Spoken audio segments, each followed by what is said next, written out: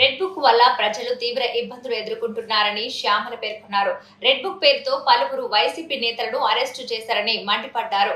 ఇక కూటమి ప్రభుత్వానికి తగిన సమయంలో ప్రజలు బుద్ధి చెబుతారని వ్యాఖ్యానించారు.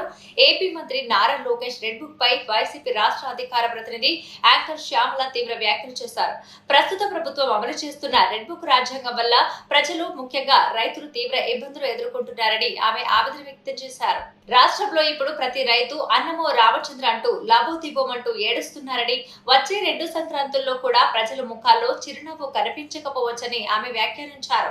కానీ 2029 తర్వాత వచ్చే సంక్రాంతి నాటికి ప్రతి రైతు ముఖంలో చిరునవ్వు తెచ్చే బాధ్యతను వైసీపీ అధినేత జగన్ తీసుకుంటారని అన్నారు. రాష్ట్రానికి కీడుగా మారిన రెడ్ బుక్ ను తగలబెట్టాలని శ్యామల పిలుపునిచ్చారు.